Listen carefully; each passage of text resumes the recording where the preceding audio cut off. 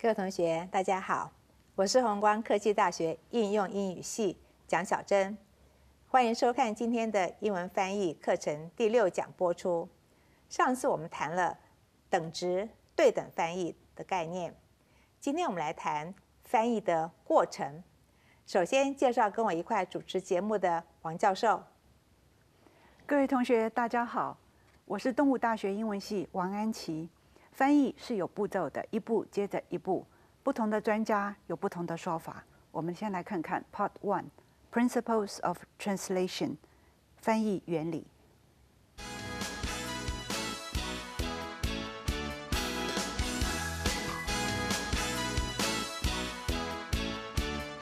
针对翻译的过程，不同的学者提出不同的模式。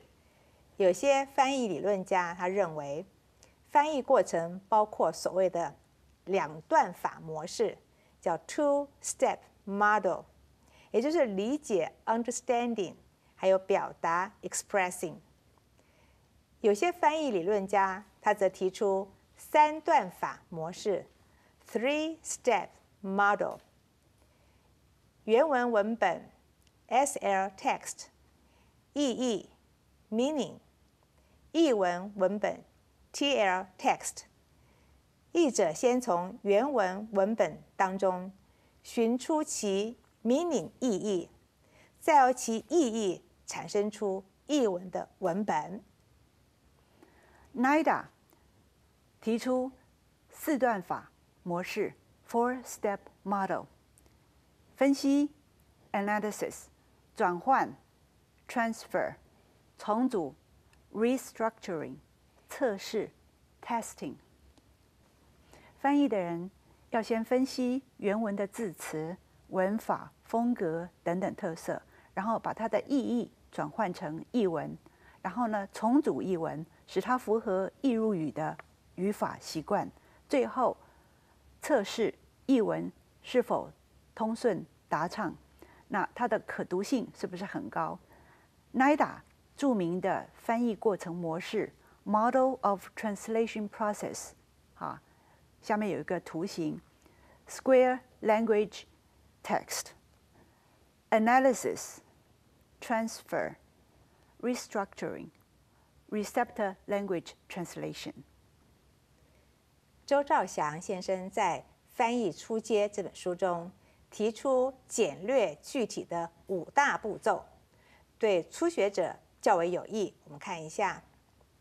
第一步骤，细读原文；第2步骤，查询疑难；第3个步骤，译出初稿，然后丢开初稿48小时；第4个步骤，审阅琢磨；第5个步骤，制作正稿。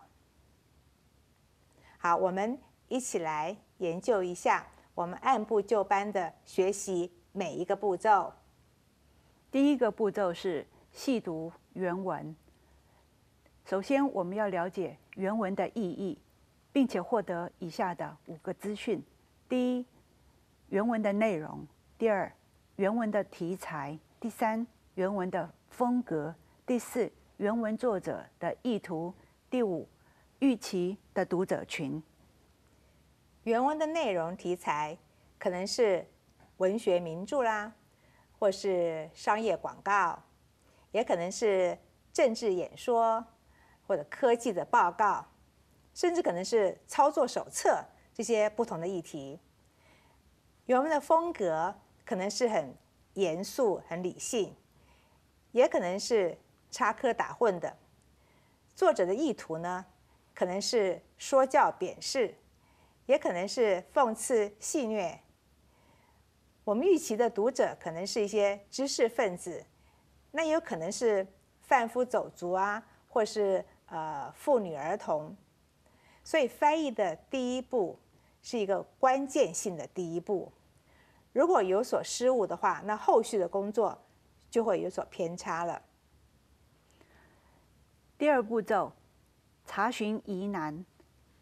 在不止一次的阅读原文过程当中，一定会碰到一些疑难之处，就要设法解决。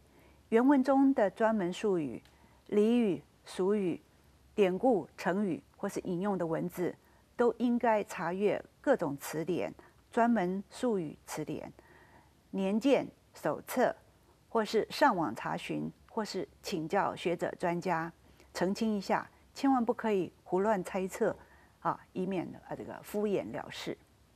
对，我们看第三个步骤，译出初稿。译者需要综合整理原文的意义啊、风格啊、读者等概念，那么找出对等的易入语的一些词汇，尽量摆脱掉原文的桎梏，例如词汇片语啊、文法结构啊、思维方式等等。我们要重新运用易入语的习惯、表达的方式。这个步骤还包括转换以及重组工作。在这个阶段呢，译者不必过度在意修饰那个词句，其实你只要求译出原文的含义就好了。第四步骤，审阅琢磨。经过一段时间，大约是2天或48小时，再把初稿拿出来，仔细的逐字逐句的核对译文与原文，审查是不是有遗漏的地方、错误的地方，然后朗读译文，或增加、或删除、或修改，仔细推敲琢磨，务必使它通顺。最后润色、修饰，而后定稿。第5个步骤，制作正稿。我们要注意格式是否正确，标点符号是否恰当。那你这个稿件呢，是否是一份像样的文件？英文叫 presentable。好，那我们选了中国邮报 China Post 引用美联社一段小小的报道文字，来做这个翻译5大步骤的范例。Cocks square off against each other in India. Cockfighting is legal in India for certain tribal people. Knives are often used on the feet of the cocks for a more dramatic and conclusive ending, though the combatants are not necessarily killed in the fighting. 好，我们看第1个步骤，要来细读原文。经过反复细读，发现这是一篇刊登在英文的中国邮报上一幅斗鸡图片旁边的解说文字，说明斗鸡在印度的情形，所以属于一般报道性的文体，读者呢是一般的大众。第2步骤，查询疑难，挑出比较难的单字和片语，用字典查出它的含义。第1个字 ，square off， 摆好攻击或防卫的姿势。第2 ，tribal peoples， 不同的部落族人。第3 ，dramatic， 戏剧性。第4 ，conclusive， 决定性的。第5 ，combatant， 斗士。第6 ，AP，Associated Press， 美联社。我们看第3个步骤，要译出初稿。在印度公鸡摆好互斗的架势，斗鸡在印度某些部落是合法的。刀子通常用在公鸡脚上，为了更戏剧化及更有决定性的结局。虽然斗士们不需要在斗鸡中被杀，美联社。第4个步骤，审阅琢磨。第一点，原文 cocks 是复数，图片中是2只公鸡，所以应该指明为2只公鸡。第二点，在印度原文当中有 in India 是放在第一句，但是中文朗读起来有点别扭。在印度，2只公鸡摆出互斗的姿势，所以因此考虑把在印度删除，因为下面的句子也有重复在印度。第三点，原文中刀子是 used on the feet of the cocks， 中文是用在公鸡脚上，这个意义不明确，所以怎么样把刀子用在鸡的脚上？经过仔细推敲琢磨，应该是把它绑在鸡的脚上比较合理。第四点，原文 more dramatic 更具戏剧性。我们如果说会更好看，或是更有看头，比较理想。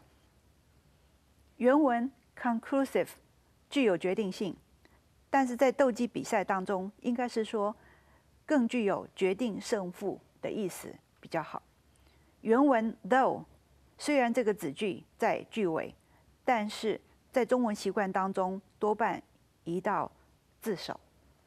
好，我们先看第5步，就是制作正稿。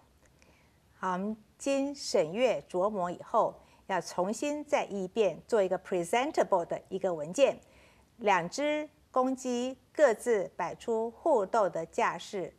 斗鸡在印度某些部落是合法的，虽然斗鸡不一定非要斗到一方的鸡死去，但是通常公鸡的脚上都会绑上刀片，使比赛更有看头，且胜负更明显、美联社。好，我们这样就完成了。接着我们进行 Part 2 Famous Quotations 中外名言。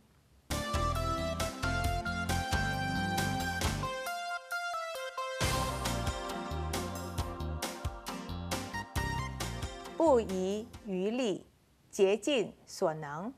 To leave no stone unturned. 改过自新，放下屠刀。To turn over a new leaf. 世事难料，听天由命。In the lap of the gods. 毛骨悚然。Someone has just walked over my grave. 挂羊头卖狗肉。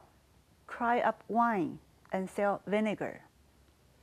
好，接着我们来看 Part 3 Dialogue 英文绘画。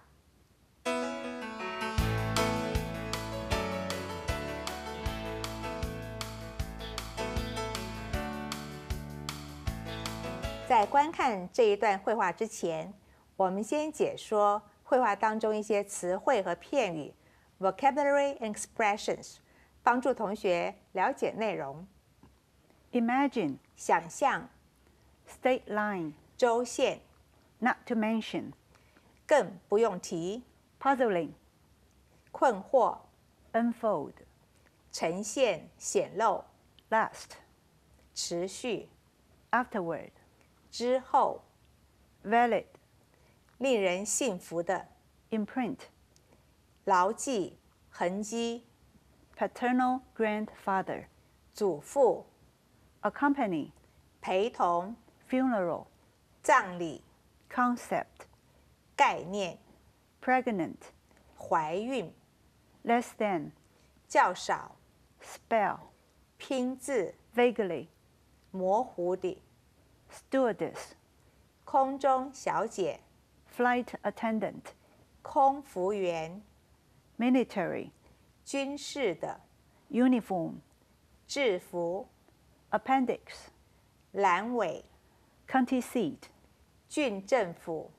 Capital. 首都。今天的英文绘画场景是2个人在谈小时候的记忆。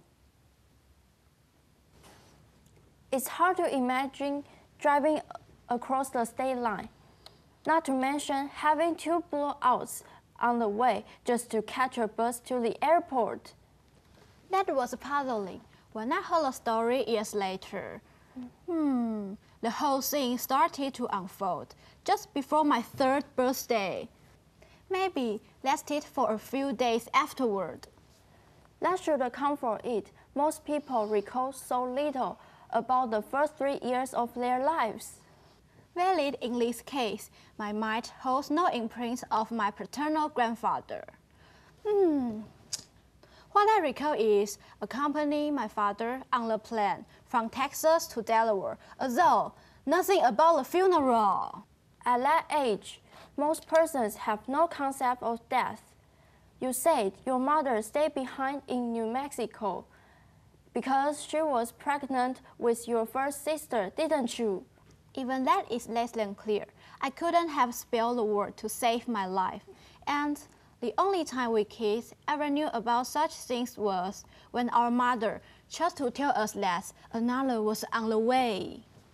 You did say you recall, however vaguely, sitting next to your father on the plane and he's pointing out the different stops along the way, 4 words for one, as well as stewardesses, whom we now call flight attendants. Yes, they were what looked like military uniforms at that time. I can at least tell you that much.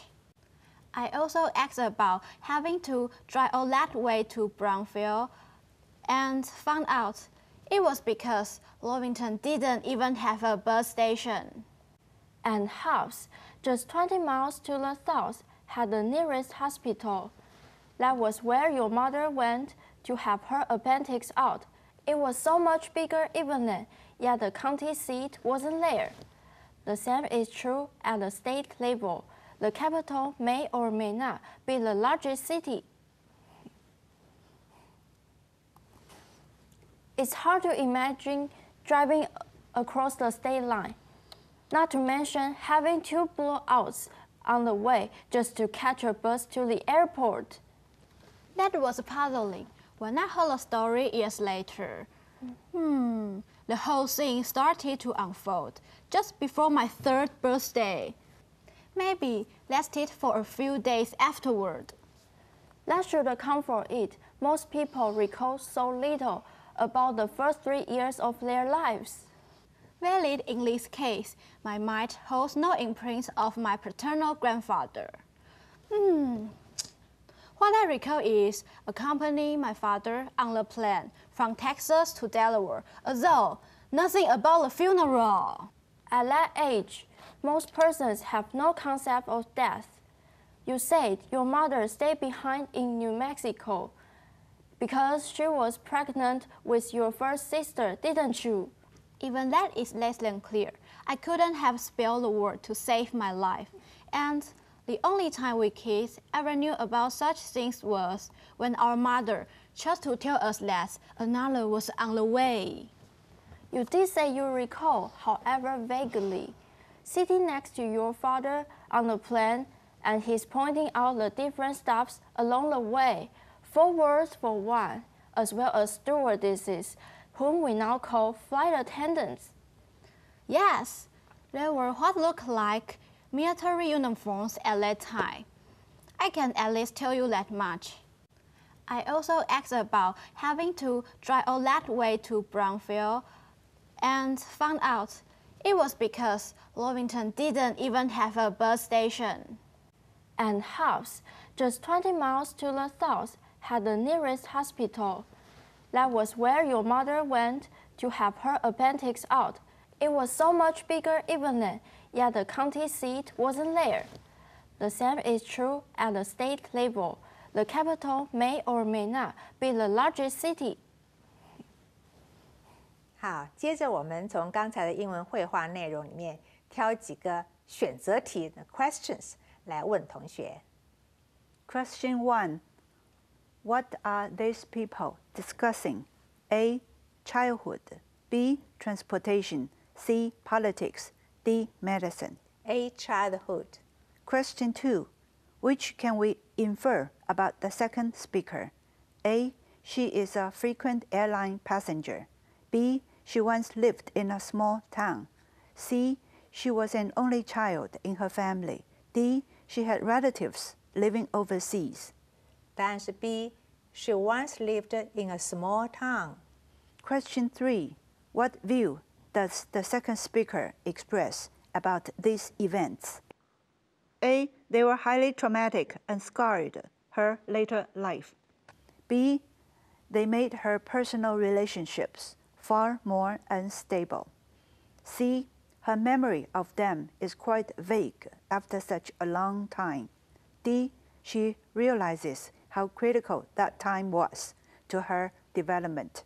答案是 C. Her memory of them is quite vague after such a long time. Question 4. Which of this is not mentioned in the dialogue?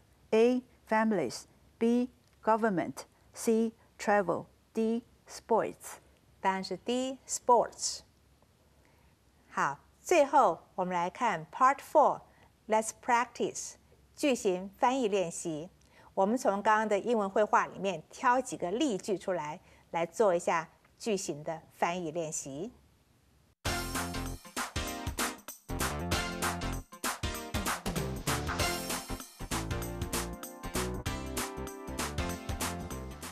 It's hard to imagine driving across the state line, not to mention having 2 blowouts on the way just to catch a bus to the airport.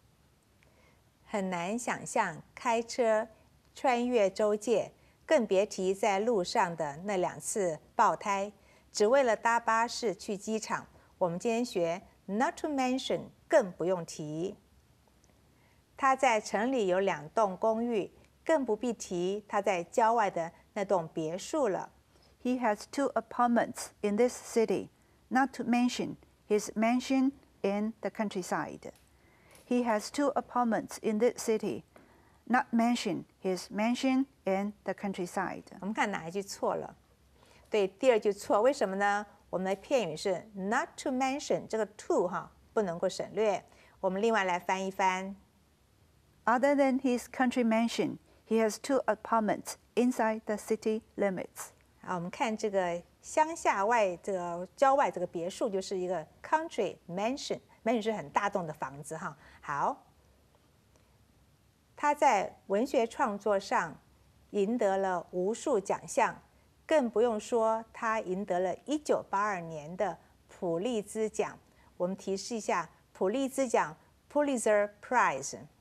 She has won many rewards in creative writing, not to mention her Pulitzer Prize in 1982. She has won many awards in creative writing, not to mention her Pulitzer Prize in 1982. 看哪边有错呢？第一个错了，我们看哪边错？同学注意一下，奖项是 award，A-W-A-R-D，reward 是报酬的意思 ，reward 哈，像奥斯卡奖就是 award 哈。好，我们看另外翻翻看。Aside from a Pulitzer Prize in 1982, her creative writing has garnered numerous other awards. 好，我们看 garner 这字很好，得到的意思，赢得的意思 ，garner 得到。好，我们看下面。